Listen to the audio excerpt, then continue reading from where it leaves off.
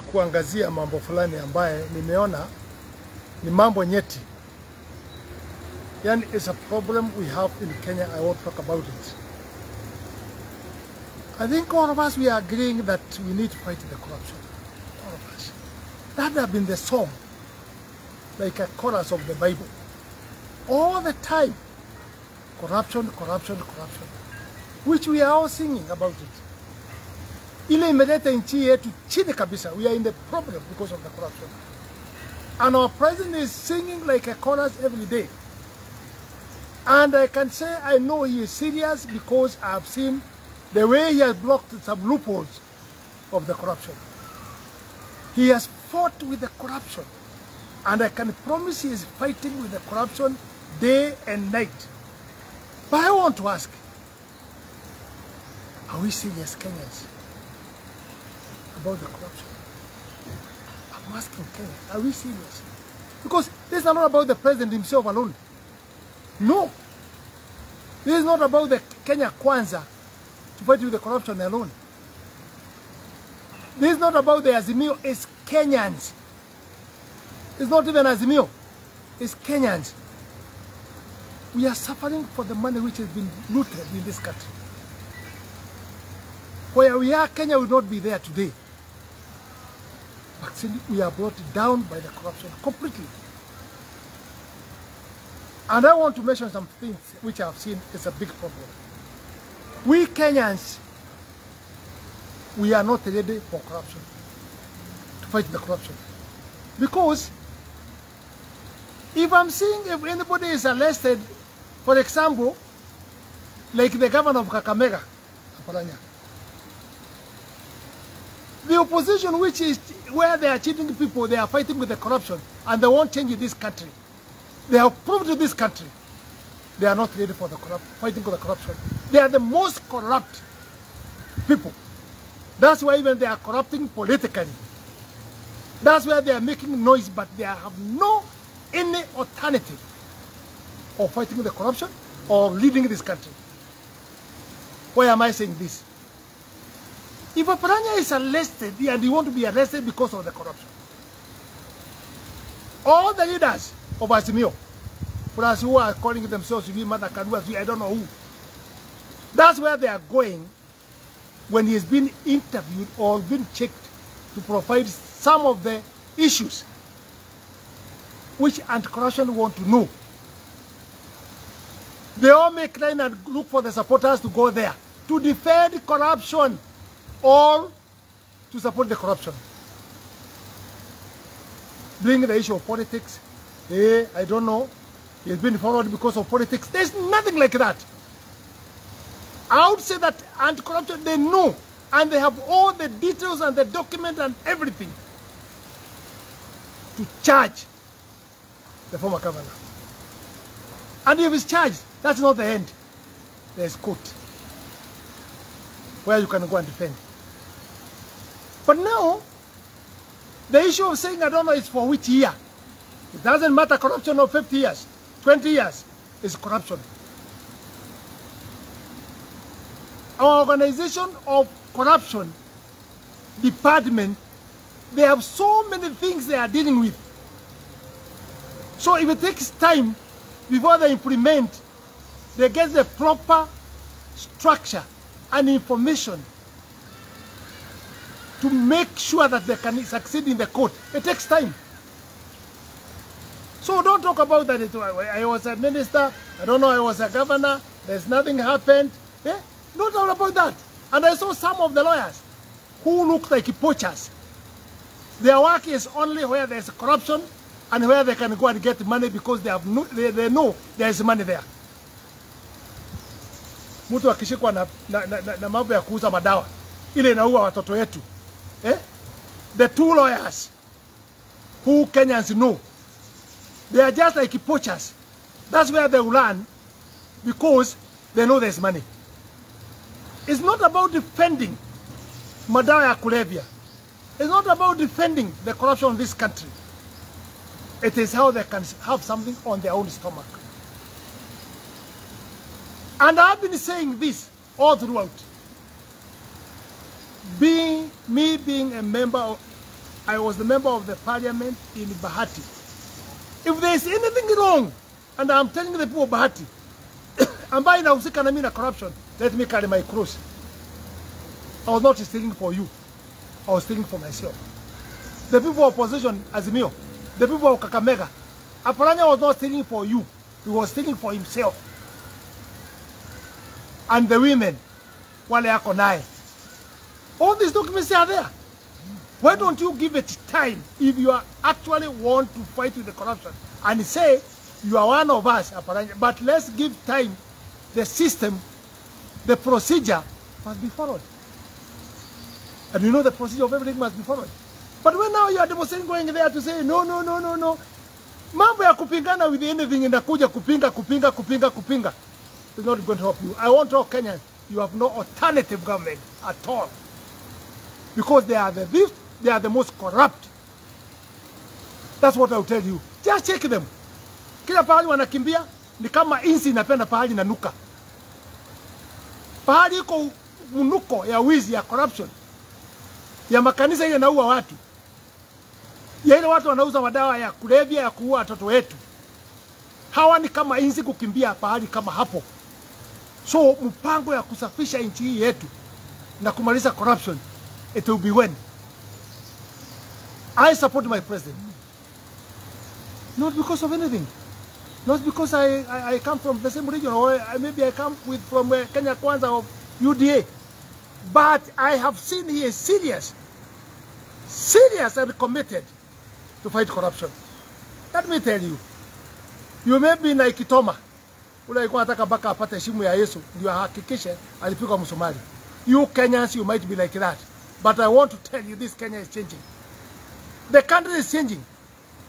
If you see kama walimu, ni wakati gani tumeandika walimu 56 or 53,000 teachers, it has never happened.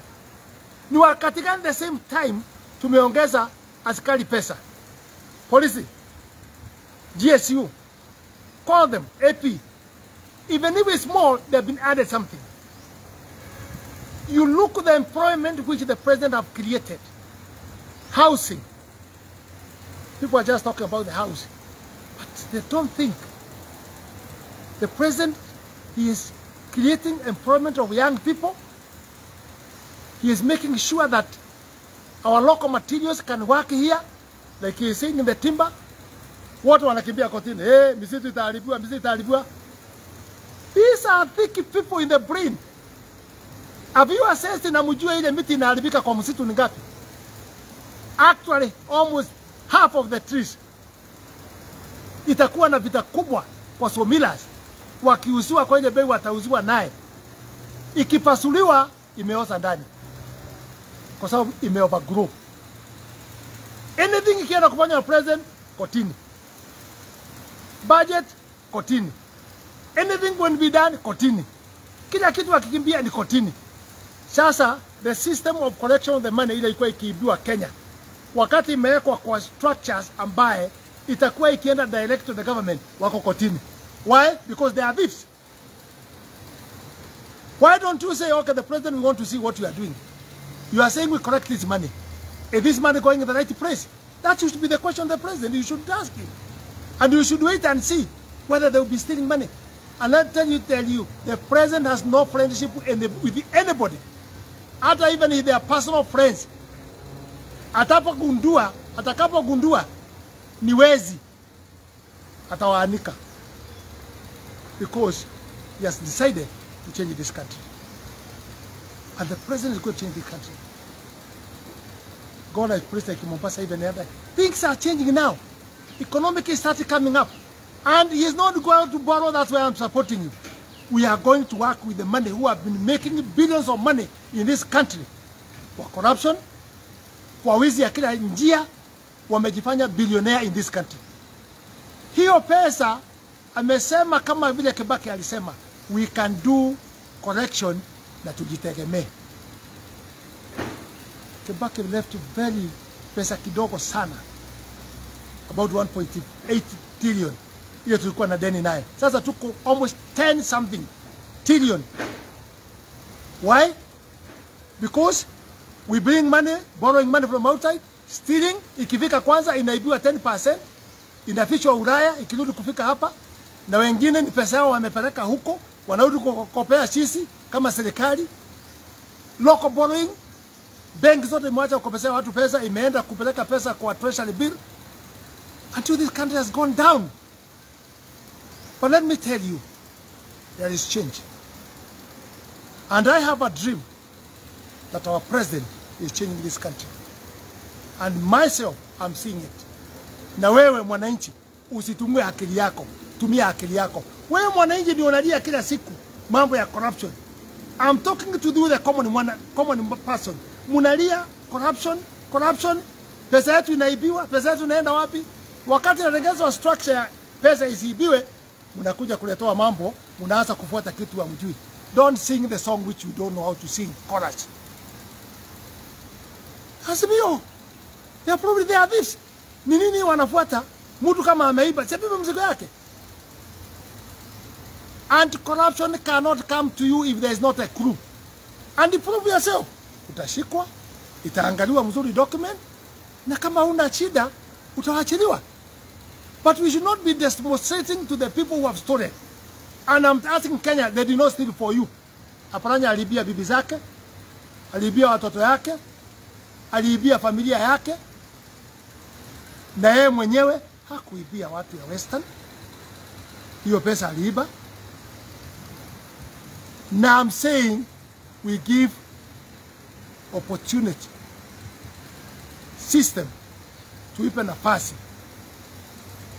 ya kuweza kuchunguza mambo ya corruption.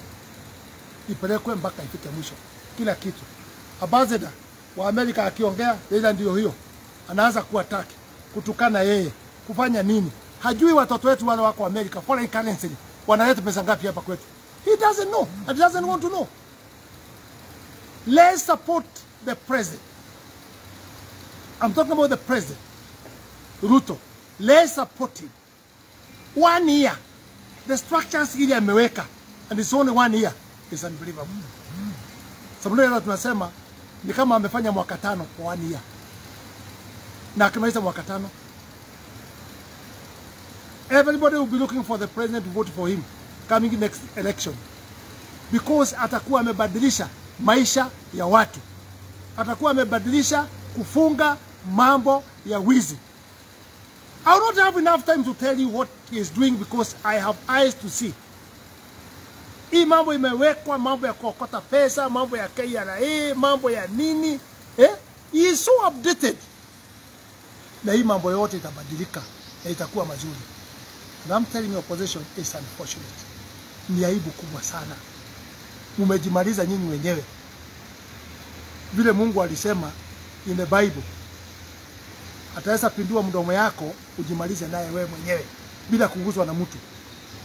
Amepindua mdomo ya upinzani ya Azimio, waazimie kabisa na wajiweze kulimaliza. Na wananchi nauliza Kenya, just watch with your eyes. Simuangalie, muone nyinyi wenyewe. How do watu tesa kwa alternative government? Baka wanapewa viti ya upinzani hawataki because they want to, wanataka kupanda corruption ndani. Na mimi nachangaa mtu kama mother. He is a lawyer. Yeye ndio alikuwa anapigana wakati ya Kibaki na nini mambo ya corruption. Na sasa unaimba wimbo mwingine. Ni nini hii mnapeagwa mkienda kwa Azimio? Mkienda kwa Liga Odinga, what is which? Ni nini mnapeagwa? Mnaanza kukosa kujijua. Mnaanza kukosa mnaanza kuzungumza mambo eleweki. In fact, if there is a law to be used, watu wapimwe wale they are not normal because of their action and the way they are moving and they are working and their words. Kenyans will need to take so many people in the hospital because I think there's a big problem in this country. Wait 1 year. Tukigonga mwaka ya pili, hii inchi pia itakuwa imeenda sana. Chakula imeanza kurudi chini. Mambo ya family imeanza kurudi chini. Within 2-3 months mtaona dola itaanza kuteremka, and I'm telling you it's going to come down. Many things are changing in this country. Tumeanza kuvuna. Tumeanza kupanda tena ya short rain. Fertilizer tunaye. President asimami usiku na mchana. What about if we can join all of us together and understand what he is doing? He was in Mombasa County. He has gone now. Amekuwa Kilifi, anaenda milima, ameenda Rift Valley, Nakuru County, na ataenda other areas. Tumuombe rais wetu. Kwa sababu ile kazi anafanya is not for his family.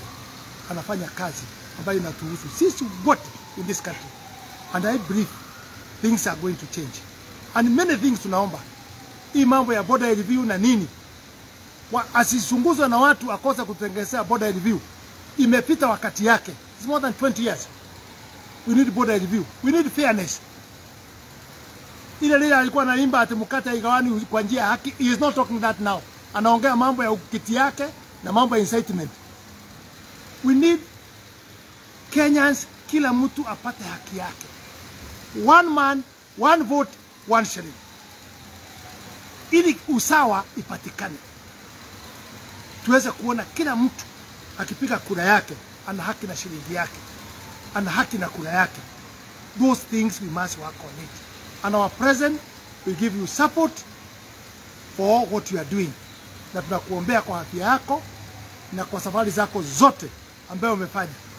You did international, now you are local, then go outside again, look for the funding, look for mambo yale yatatusaidia in a good price bila kukopa pesa. Ukue kama Kibaki. Na unafuata utaratibu ya Kibaki. Na utavuja rekodi ya Kibaki mimi naona. Because Kibaki alisumbuliwa sana na alikuwa mgonjwa. And he still made it. Wewe kwa sababu wewe ni kijana na Mungu amekusaidia kuwa na mafikirio na you are not sick. I know you are going to remusha hii kila kitu yote hii chini mpaka tutakuwa tukisimamia kwa budget yetu bila kuomba pesa nje. Na tutapata pesa investment on the ground. You have done a record. Unbelievable. Umepea counties pesa. Now, what are they going to talk about? They're not going to talk about anything else. They can now invest. But I want to talk Kenyans. And I have a dream of this. If anti-corruption works well, out of 47 governors, maybe 3 or 7 will not go in jail. Like other country. Many people, Nigeria, when it was started county government, almost all, they were taken in the court. We know, and we are talking about that. And we know with the eyes. Wewe ulichaguliwa ukiwa namna gani? Umenunua manyumba, umejenga nini, umenunua maestate, hata ukipisha na familia yako na watoto yako. Hii serikali anti-corruption itagundua hata ukifanya nini. Don't hide money with your children. Na bibi zako unaweka wako kwa shida. You'll be arraigned in the court. With all your children and your wife and everybody. You'll be there in the court. And I'm telling you, endeleeni counties by counties. Ndio iwe funzo kwa governors wengine. For the money they have been given all. Cheka mahoteli, na nunua nini na mashamba na jina watu wengine. Anti-corruption wakifuata mzuri, hakuna shilingi itaweza kutoka kwa county ipotee. Na ikose kuwa na njia.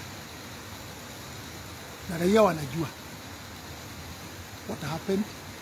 Kwa kama ni manyumba, you cannot buy alone. Lazima uwe na broker, lazima uwe na wakili, lazima uwe na sera. So hakuna pahali tunajificha Kenya today kwa mambo ya wizi. So let's be straight and work very hard and change this country. Within 2 years, nchi itabadilika. Naombea wana Kenya, utumie fikira zenyu kuwa focused na kuangalia, lakini usitumie mambo ya kuambiwa na wanasiasa. Hata mimi nimeongea, wewe chunga uone kama ni ya ukweli ama si ya ukweli. Uweze kujisomea wewe mwenyewe ani uone. I'm very bitter. Kusikia watu wanaanza kukimbizana na mtu ambaye ameiba ama amepelekwa kwa corruption. We are not judging ameiba, lakini the system itamfanya nini na ataenda kotini. Why can't we say kama umeiba, hata kama ulikuwa mmoja wetu, enda kotini. Ni wangapi tumeona kwa serikali hii ya nini ya Kenya Kwanza? Serikali ya Ruto wakienda kotini. Wa serikali wakishikwa anaenda kotini. Yes. Ruto is standing with the corruption kupigana naye kabisa. And let you Kenyans. Let's be careful. Kenya Kwanza. Let's be careful. UDA. Kwa sababu sasa tunazungumza mambo ya serikali zingine ile ilikuwa yako mbeleni, hata sisi tunaweza kuzungumziwa hiyo tukifika if we are not going to perform. tutazungumziwa uzuri yetu ama wizi yetu ama kuharibu. Think about yourself. Neither ukiwa MCA, ukiwa MP, ukiwa senator, ukiwa governor, take care. Rekodi yako itatafusiliwa kwa njia gani? Kama umekuwa mjumbe, constituency yako saa hii inasema nini?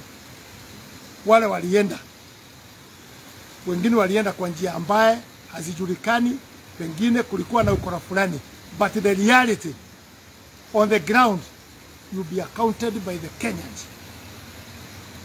Ni nini uliwacha umewafanyia kwa ile miaka umewafanyia, ukiwa mjumbe, ukiwa MCA, ukiwa governor?